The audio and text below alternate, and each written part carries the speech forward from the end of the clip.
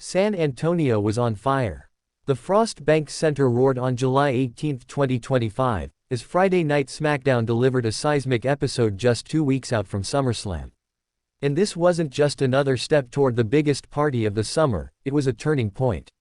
A statement. A battle cry from superstars determined to carve their names into history before the lights blaze in full at the grand stage. From top to bottom, this night was bursting with tension, betrayal, and pure momentum. The contract signing between John Cena and Cody Rhodes wasn't just paperwork, it was prophecy. Two icons, two eras, face to face. No frills, no cheek shots, no chaos, just a moment frozen in time. The energy. Nuclear. The crowd knew they were witnessing a pact between destiny and danger. But that was only one layer. The ripple effects from Evolution and Saturday night's main event were still shaking the locker room walls. The rivalries sparked in those chaotic nights are now beginning to boil, and SummerSlam will be the eruption. Let's talk dominance. Stephanie Vaquer showed up and showed out. She locked horns with Alba Fire, and in a battle of grit, Stephanie came out on top. She's proving she's no longer just a buzzworthy name, she's a legitimate contender, a force with presence and precision. The victory wasn't flashy, but it was decisive. And that was only the beginning of the night's firepower from the women's division. Charlotte Flair returned to the ring like a storm given shape. But this wasn't the usual Charlotte. No, this time she walked in with an uneasy ally, Alexa Bliss. Not quite friends, not quite enemies. An alliance of convenience. Maybe strategy. Maybe survival. And together, it worked. Charlotte took on the powerhouse Raquel Rodriguez and, with Alexa lurking at ringside, got the win. Some will call it manipulation. Others will call it teamwork.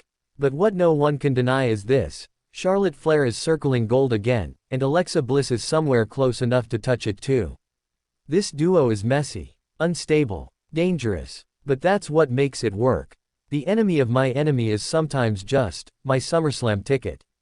Meanwhile, the men's division caught fire, literally, with a clash that escalated a growing inferno. Damian Priest faced off against Carmelo Hayes in what could have been a show-stealing bout. But the match didn't end with a clean winner. Instead, it was Aleister Black, dark, calculating, and absolutely unhinged, who inserted himself like a ghost made real, costing Hayes the match via disqualification. But don't misunderstand, this wasn't about Priest walking away with a win. This was about chaos. Because Aleister isn't here to compete. He's here to burn everything down. The rivalry between Hayes and Black is no longer a slow simmer. It's a wildfire. It's not just a feud, it's a philosophy clash. Flash versus Fury. Light versus shadow. In SummerSlam, it might not be big enough to contain what they're building. And then there's the elephant in the room, the growing question that's turning every backstage hallway into a powder keg. Where is Jacob Fatu? Week after week, his name is whispered, shouted, summoned by the likes of Solo Sikoa. The MFTs are at a boiling point. Their car accident still looms in mystery, and Solo continues to demand answers, demand reinforcements. And Jacob Fatu, still unseen, still unknown. But every time his name is spoken, the air changes. And when he arrives, because everyone knows it's a when, not an if, SmackDown might never be the same again. This episode, more than anything, was about movement. Momentum. Forward charge. Every superstar who stepped into the light on July 18 came with something to prove. And some, like Cena, Rhodes, Vaquer, Flair, and Bliss, proved it. Others, like Hayes, like Raquel, like Fire, they've been warned. Their stories aren't over. But their paths just got harder.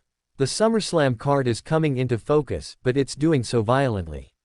Nothing is safe. No match is secure. No partnership is pure. The Frost Bank Center didn't just host SmackDown. It hosted a prophecy. That this summer won't be defined by title matches or marquee names alone. It will be defined by fire. By those bold enough to light it. By those willing to burn everything they once were just to become who they were meant to be. The contract has been signed. The betrayals have begun. The alliances are shaky. And the crowd, they're watching legends rise.